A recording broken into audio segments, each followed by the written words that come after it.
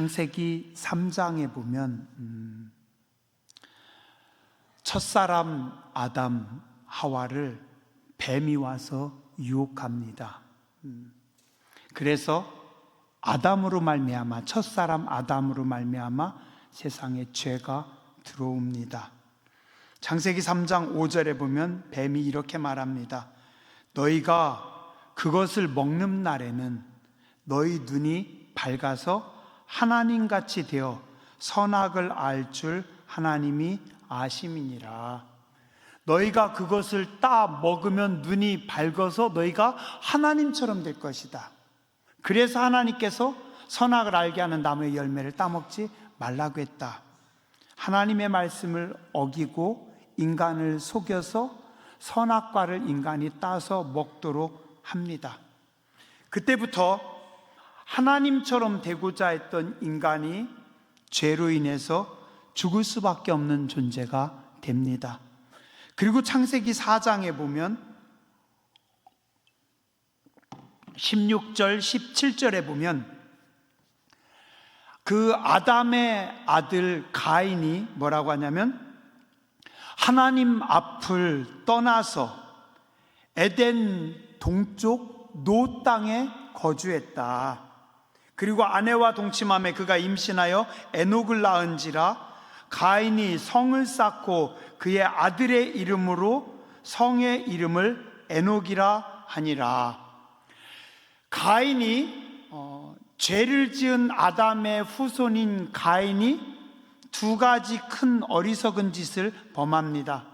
하나는 하나님을 떠나서 에덴의 동쪽으로 가는 겁니다. 에덴의 동쪽은 어디입니까? 해가 뜨는 곳입니다. 인간의 눈으로 볼 때 해가 뜨는 그곳으로 가면, 해 뜨는 곳에 가면 그곳에서부터 새로운 지혜, 찬란함, 힘이 생긴다라고 봤습니다. 그래서 고대의 사람들은 태양을 바라보고 태양을 숭배하고 태양을 향해 나아가잖아요. 그죠? 자, 그런데 만약에 그 에덴의 동쪽으로 가는 길에 산이 없거나 바다가 없거나 들이 없었다면 어떻게 됐을까요? 이건 생각해 보는 겁니다. 만약에 가인이 가는 에덴의 동쪽에 계속 가인이 갈 수 있었으면 어떻게 됐을까요? 끝이 없죠. 끝이 없죠. 계속 만약에 갔으면 어떻게 돼요? 계속 가가지고 결국은 반대로 돌아서 원점으로 오는 거잖아요. 그죠? 이게 어리석은 인간입니다. 해를 바라보며 해를 향해 가면 된다라고 인간의 생각으로 갔는데 결국은 가도 끝이 없었던 겁니다. 맞아, 오늘 너무 화내요. 조금만 줄여주면 좋겠어요. 얼마나 어리석어요? 이게 인간의 끝없는 갈증, 목마름, 해결할 수 없는 문제입니다. 그런데 가인은 해 뜨는 그곳 바라보며 에덴의 동쪽으로 가면 다 된다라고 착각했어요. 또 하나, 하나님 없이도 내가 성을 쌓으면 된다라고 생각을 했습니다. 그래서 어떻게 해요? 성을 쌓고 그 성을 아들의 이름으로 성을 부릅니다. 이 성을 쌓으면 이 성이 나를 안전하게 지켜주고 안전하게 보호해 줄 것이다. 역시 가인의 후손들은 또 어떻게 합니까? 군대를 만듭니다. 우리가 군대를 많이 양성해서 큰 군대 숫자로 나를 지키고 나를 보호한다. 그게 인간을 보호해 줍니까? 아니에요. 시편 46편에 하나님은 말씀하십니다. 성이 안전한 것이 아니라 하나님이 그 성 중에 계심으로 안전하다. 자, 그러면 인간은 태양을 향해 나아감으로 지혜롭고 승리하는 것이 아니라 태양을 만드신 하나님을 모심으로 지혜롭고 승리합니다. 그래서 가장 지혜로운 사람은 뭐예요? 그 하나님을 예배하는 자들입니다. 그래서 우리는 하나님 앞에 예배하는데 세상 사람들은 태양을 바라보며 태양으로 나아갑니다. 우리는 하나님이 성중에 계시면 성중에 계신 하나님을 모심으로, 우리는 하나님을 모시고 있기 때문에 안전한데 세상의 사람들은 하나님을 모시고 있으므로 안전한 것이 아니라 성을 쌓아서 안전할 거다라고 착각합니다. 이게 뭐예요? 어리석은 인간들, 하나님 없는 사람들의 삶입니다. 자, 그런 인간들이 창세기 6장에서는 어떤 일을 벌입니까? 하나님의 아들들이, 하나님을 예배하는 셋과 에노스의 집안이 하나님 없는, 하나님을 떠난 에덴의 동쪽으로 가고 자기들이 성을 쌓고 자기들을 지키는 가인의 후손하고 혼인을 합니다. 세상과 짝합니다. 그래서 하나님의 아들들이 사람의 딸들의 아름다움을 보고 자기들이 좋아하는 모든 여자를 아내로 삼는지라. 그냥 자기들 눈에 보기에 좋은 사람들하고 짝을 지어서 삽니다. 하나님께서 이르시되 나의 영이 영원히 사람과 함께하지 아니하리니 이는 그들이 육신이 됨이라. 그러나 그들의 날은 120년이 되리라 하시니라. 당시에 땅에는 네피림이 있었고, 네피림은 거인이라고 하는 뜻입니다. 당시의 세상에는 거인들이 있었고, 그 후에도 하나님의 아들들이 사람의 딸들에게로 들어가 자식을 낳았으니 그들은 용사라, 고대 명성이 있는 사람들이었다.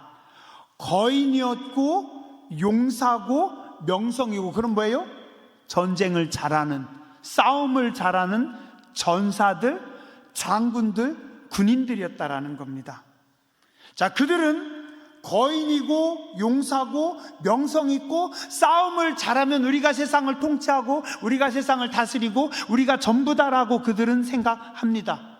이게 뭐예요? 딱 하나님 없는 인간들의 모습입니다. 지금도 그래요. 모든 나라가, 모든 지도자들이 국력이 강하면, 군사력이 많으면, 핵폭탄이 많이 있으면, 우리의 과학과 우리의 기술이 탁월하면 우리는 세계를 지배할 수 있고, 우리가 세계 가운데서 우리가 다 할 수 있다. 맞나요? 여호와께서 사람의 죄악이 세상에 가득함과 그의 마음으로 생각하는 모든 계획이 항상 악할 뿐임을 보시고 땅 위에 사람 지으셨음을 한탄하사 마음에 근심하시고 이르시되 내가 창조한 사람을 내가 지면에서 쓸어버리되 사람으로부터 가축과 기는 것과 공중의 새까지 그리하리니 이는 내가 그것들을 지었음을 한탄함이니라 하시니라. 냅둬요. 안 되면 또 자꾸 신경 쓰여요. 결국은 그 인간의 어리석음이 하나님 앞에 심판을 불러옵니다. 그래서 하나님 어떻게 해요? 물로 홍수로 세상을 심판하십니다. 자, 근데 만약에 하나님께서 악한 인간들을 홍수로 심판하지 않았으면 어떻게 됐을까요? 그럼 어땠을까요? 하나님께서 물로 세상을 심판하지 않았더라면 인간은 멈추지 않습니다. 더 끝없이 죄에 죄를 더하고 악에 악을 더하고 결국은 스스로 자멸하는 길까지 가는 겁니다. 그래서 하나님은 악한 인간들이 세상을, 하나님이 만든 세상을 지옥으로 만드는 것을 막기 위해서 차라리 하나님께서 먼저 물로 세상을 심판해버리고 맙니다. 자, 그런데 노아 홍수 후에 창세기 11장에 인간들은 또 어떻게 합니까? 시날 땅에 모여서 거기서 뭐를 해요? 바벨탑을 쌓습니다. 창세기 11장 2절에서 5절, 이에 그들이 동방으로 옮기다가 시날 평지를 만나 거기 거류하며 서로 말하되 자, 벽돌을 만들어 견고히 굽자 하고 이에 벽돌로 돌을 대신하여 역청으로 진흙을 대신하고 또 말하되 자, 성읍과 탑을 건설하여 그 탑 꼭대기를 하늘에 닿게 하여 우리 이름을 내고 온 지면에 흩어짐을 면하자 하였더니 여호와께서 사람들이 건설하는 그 성읍과 탑을 보려고 내려오셨더라. 성읍을 만듭니다. 사람들이 많이 모여서, 인간이 모여서 도시를 만들면, 우리의 숫자를 늘리면 우리가 힘이 세져서, 우리가 강해져서 하나님처럼 될 것이다. 또 우리의 기술과 우리의 능력으로 탑을 쌓으면, 이 탑을 끝까지 높게 쌓으면 높은 건축물을 만들고 그 건축물 꼭대기에 올라가서 우리가 어떻게 하자고요? 하나님을 만나보자. 이거는 인간이 하나님처럼 된다라는 겁니다.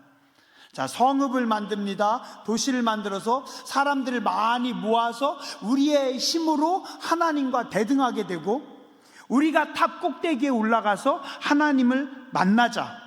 그래서 우리가 하늘에 닿게 하고 우리 이름을 내고 흩어짐을 면하자. 하나님은 땅 끝까지 퍼져나가라고 말씀하셨는데, 생육하고 번성하고 땅을 정복하고 다스리라고 했는데, 인간들은 흩어짐을 면하자고 합니다. 그래서 하나님은 어떻게 하셔요? 인간의 언어를 흐트러 버리셔서, 그래서 어리석은 인간들의 어리석음을 막습니다. 그리고 창세기 12장에서 하나님은 아브라함을 불러서 새로운 역사, 믿음의 역사를 쓰게 하십니다. 가만히 보면 범죄한 아담의 후손들은 우리 속에 죄가 들어오면서부터 그 죄의 속성으로 하나님을 대적하고 계속해서 악의 악을 쌓고, 그리고 인간 스스로 뭔가를 이룰 수 있다라고 착각하며 살아갑니다. 지금도 인류의 문명은 그렇게 나아가고 있어요.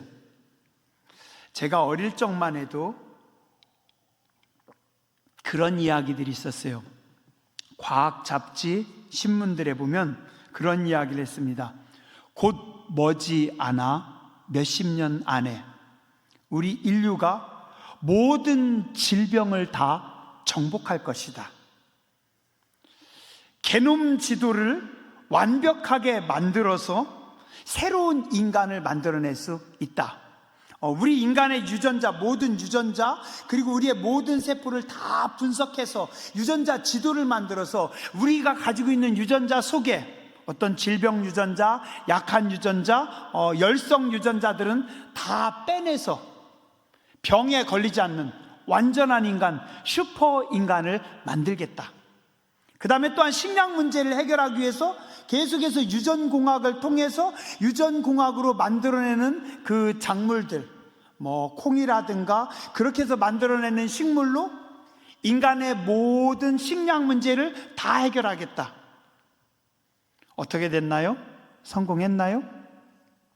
지금은 오히려 유전자 조작으로 해서 만들어진 음식들이 또 우리가 생각하지 못했던 또 새로운 문제와 또 이것이 우리에게 새로운 유전자 변형이라든가 큰 문제를 일으키기 때문에 오히려 다시 우리는 유전자 변형하지 않은 식물을 찾고 있습니다. 모든 질병을 정복할 줄 알았어요. 그랬더니 우리 눈에 보이지도 않는 세포보다도 세균보다도 더 작은 전자현미경으로만 봐야만 볼 수 있는 세포보다도 훨씬 더 작은 그 미지의 뭐라고 해야 될까요? 그 생물, 바이러스, 그게 전 인류를 다 쓸어버립니다. 코로나 바이러스 한 방으로 전 인류의 모든 것이 다 멈춰버립니다. 코로나 바이러스만이 아니에요. 또 다른 무슨 바이러스, 그 바이러스 때문에 전 인류가 덜덜 떱니다. 우리는 모든 질병을 정복할 수 있다라고 했는데, 몇 년 후에는 암을 다 정복할 수 있다라고 이야기를 했는데, 암은 또 새로운 변형이 일어나고 또 새로운 변형을 일어나고, 잡아도 얘는 또 새로 퍼져요. 그 다음에 또 어떻게 돼요? 우리 면역 체계가 무너집니다. 우리는 암만 잡으면 되는 줄 알았는데 몸의 면역 체계가 무너지면서 오히려 우리가 더 약해져서 이게 또 계속해서 정복이 될 것 같은데 정복이 안 되는 겁니다. 게놈 프로젝트로 다 될 거라고 생각을 하지만 그것도 역시 계속해서 어려움 가운데 봉착합니다. 그런데 우리는 어떻게 해요? 지금도 인류는 의학이 발달하고 과학이 발달하고 우리가 모이면, 지식을 모으면, 우리가 탑을 높게 쌓으면 우리는 하나님같이 될 것이다라고 우리 인류는 지금도 꿈꾸면서 과학의 발전을 이루고 있고 의학의 발전을 이루고 있습니다.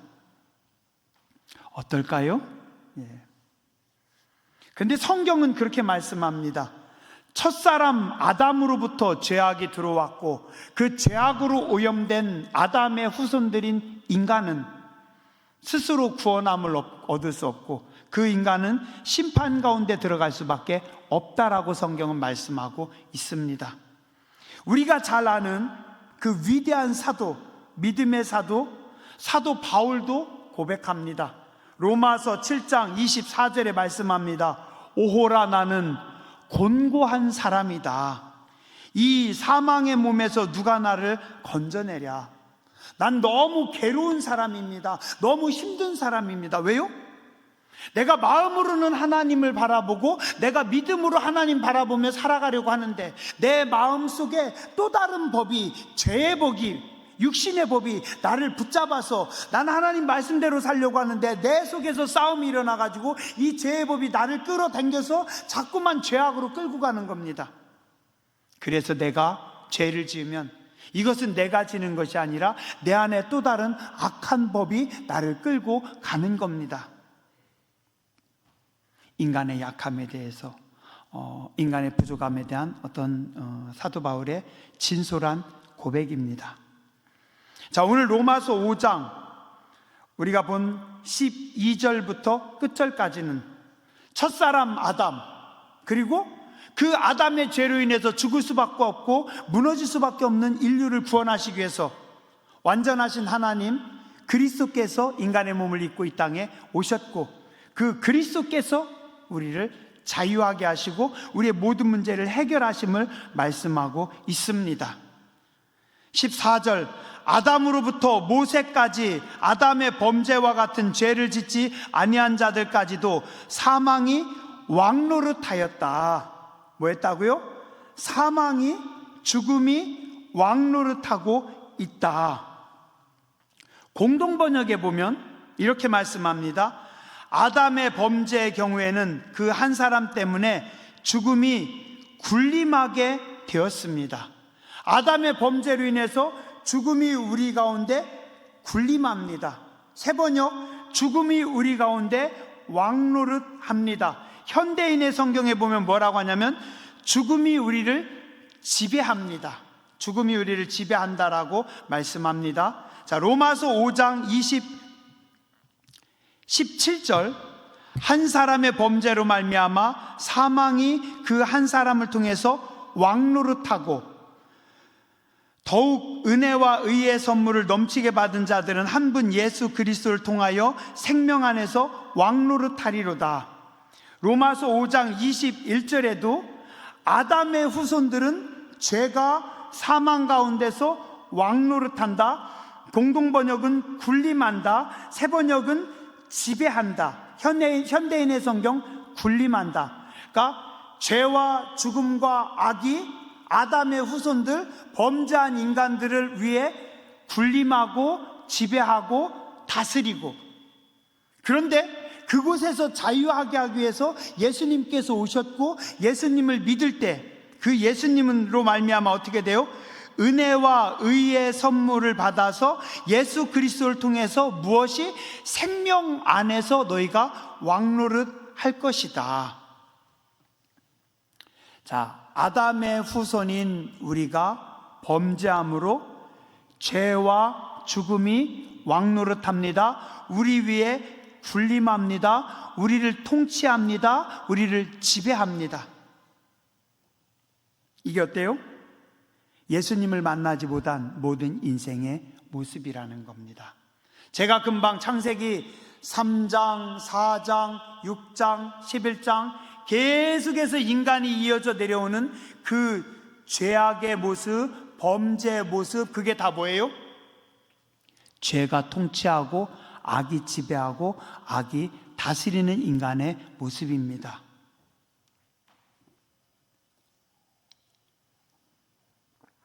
우리가 그렇죠. 우리가요, 가만히 생각해 보면 잘할 것 같아요. 잘할 수 있을 것 같아요. 근데 안 됩니다. 그죠? 그래서 우리 그러죠. 작심삼일이라고. 은혜 받고 내가 이제는 믿음으로 살겠습니다. 이제는 내가 죄를 안 짓겠습니다. 하나님, 이제는 내가 선하게만 살겠습니다. 될까요? 안 됩니다. 안 돼요. 어떤 중독에 빠진 사람이 결단하고 내가 다시는 이런 짓 안 하겠다. 그래서 끊었어요. 그런데 어떻게 해요? 어느 순간 보니까 또 그 중독의 생활로 또 다시 또 돌아가 있는 겁니다. 나 이렇게 안 할래요. 나는 이제 제대로 살래요 라고 결심을 했는데 어느 순간 보니까 거기로 또 돌아가 있어요. 또 가 있어요. 왜요? 죄가 죽음이 왕노릇하기 때문에, 우리 위에 군림하기 때문에, 우리를 지배하고 우리를 통치하고 우리를 다스리기 때문에. 왜요? 우리는 육신을 가진 인간이기 때문에. 그래서 인간의 노력으로, 인간의 방법으로, 인간의 어떤 힘으로 도저히 그 지배에서, 그 죄의 왕노릇에서 인간이 벗어날 수가 없는 겁니다. 그래서 누가 오셨어요? 하나님께서 이 땅에 오셨습니다. 그리스도께서, 예수께서 이 땅에 오셨습니다. 17절, 한 사람의 범죄로 말미암아 사망이 그 한 사람을 통해서 왕노릇하였은즉 더욱 은혜와 의의 선물을 넘치게 받는 자들은 한 분 예수 그리스도를 통해서 생명 안에서 왕노릇하리로다. 21절, 이는 죄가 사망 안에서 왕노릇한 것 같이 은혜도 또한 의로 말미암아 왕노릇하여 우리 주 예수 그리스도로 말미암아 영생에 이르게 하려 함이라. 사단은 죄와 악이라고 하는 도구로 연약한 육신을 가진 우리 위에 군림합니다. 우리를 지배합니다. 우리를 통치합니다. 그래서 우리가 그 죄악 가운데 죽게 만듭니다. 그랬는데 하나님께서 한 분이신 예수 그리스도를 보내셔서, 예수 그리스도는 무엇을 쓰십니까? 은혜라는 것을 쓰십니다. 하나님의 은혜로, 하나님의 사랑으로 예수 그리스도를 통해서 이제 어떻게 해요? 그 죄가 왕노릇하던 우리를 예수 그리스도 안에 옮기셨고, 은혜가 예수님의 은혜가 왕노릇해서 우리를 통치하고 우리를 지배하고 우리를 다스리신다. 죄가 왕노릇할 때는 우리는 죽을 수밖에 없었던 어리석은 인생이었는데, 예수님을 통해서 은혜가 왕노릇하는 그 순간부터 우리는 자유함을 얻고, 우리는 구원함을 얻고, 우리는 새 생명을 얻고, 이제는 무엇이? 영원한 생명이 우리를 지배하고, 영원한 생명이 우리를 다스리고, 영원한 생명이 우리를 이끌어 간다라고 성경은 말씀하고 있습니다. 우리의 살 길은 뭡니까? 예수 그리스도의 은혜로만, 예수 그리스도의 은혜를 통해서 우리가 자유함을 얻고 구원함을 얻을 수 있다라고 성경은 말씀하고 있습니다.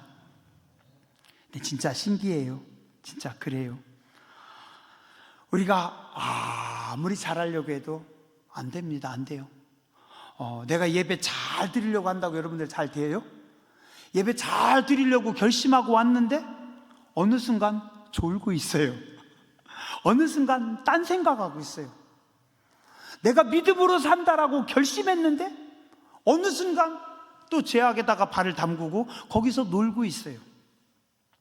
그런데 놀라운 것이, 은혜가 우리 속에 들어오니까, 예수님의 구원이 우리 속에 오니까, 내가 예배를 잘 드리려고 안 해도 그 은혜가 우리를 뜨겁게 하고, 그 은혜가 우리를 부르셔서 예배를 잘 드리게 하시더라고요. 내가 노력해서, 내가 의지를 가지고 하나님 잘 섬겨야지 할 때는 안 됐는데, 예수님을 통한 은혜가 우리의 가슴 가운데, 우리의 영혼 가운데 들어오니까 어느 순간 나도 모르게 예배가 되고 있습니다. 기도가 되고 있습니다. 영혼의 찬송이 되고 있습니다. 어느 순간 전도가 되고 있습니다. 어느 순간 내가 생명의 길에 서서 어느 순간 내가 의의 도구로 쓰임받고 있더라는 겁니다. 그래서 신앙은 내가 하는 것이 아니라 하나님께서 하시는 겁니다. 오늘 성경은 그겁니다. 예수님을 통해서, 예수님의 은혜를 통해서 그 은혜가 왕노릇하고 우리를 지배하고 우리를 통치하고 우리를 다스리는 겁니다. 그래서 우리는 기도하는 겁니다. 주님, 주 안에 거하기 원합니다. 예수님만 바라봅니다. 예수님의 은혜로 우리를 살려주시고 예수님의 은혜로 우리를 고쳐주시고 예수님의 은혜로 우리를 지배하여 주시고 다스려 주시고 은혜가 왕노릇하는 인생이 되게 하여 주시옵소서. 그러면 그때부터 어떻게 돼요? 모든 인생이 바뀌는 겁니다. 내가 내 노력으로 열심히 살려고 아무리 애써도 내 시간은 그냥 계속해서 끌어놓습니다. 근데 은혜가 내 속에 들어와서 그 은혜에 반응하는 순간, 어느 순간 보니까 카이로스가 됐습니다. 하나님의 시간으로 내가 서 있고 들어가 있더라고요. 내가 열심히 노력할 때는 의의 도구로 살아가려고 노력했는데 보니까 사도 바울처럼 돌로 스데반을 죽이는 악한 도구로 쓰임받고 있었습니다. 그게 내 노력, 내 의지로 했기 때문에 그렇습니다. 근데 예수님을 만나고 은혜를 입으니까 그 사도 바울이 이제 어떻게 해요? 의의 도구로, 은혜의 도구로 쓰임받는 겁니다.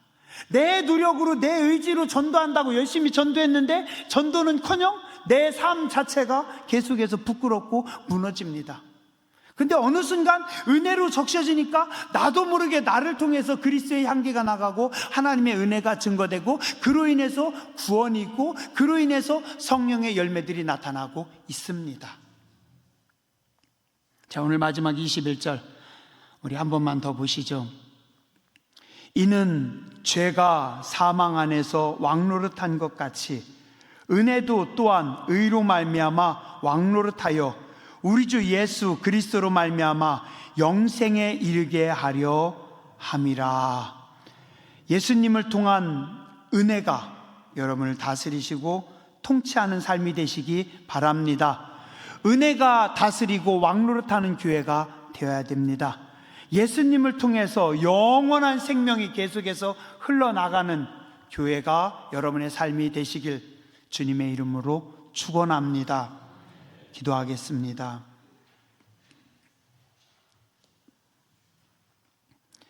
자비하신 하나님, 은혜로우신 주님, 저희는 순간순간 믿음으로 산다고 하면서도, 말씀대로 산다고 하면서도, 하나님 뜻대로 산다고 하면서도 믿음 없이 살 때가 많이 있었고 육신으로 무너질 때가 많이 있었고 어리석게 살아갈 때가 참 많습니다. 바울이 오호라 나는 곤고한 사람이라 이 사망의 몸에서 누가 나를 건져내려고 하소연했던 것처럼 우리도 살아갈 때가 많이 있습니다. 저 우리를 불쌍히 여겨 주시옵소서. 예수님을 통해서 구원의 길을 여시고 예수님을 통해서 생명으로 인도하시고 예수님의 은혜를 통해서 은혜가 다스리시고 은혜가 지배하고 은혜가 통치하며 말씀이 통치하는 거룩한 백성으로 새롭게 하여 주시옵소서. 믿음의 주 온전케 하시는 그리스도를 바라보며 은혜를 따라 나아감으로 날마다 승리하는 거룩한 백성들 되게 하여 주시옵소서. 존귀하신 주님 예수님 이름으로 간절히 기도드렸습니다. 아멘.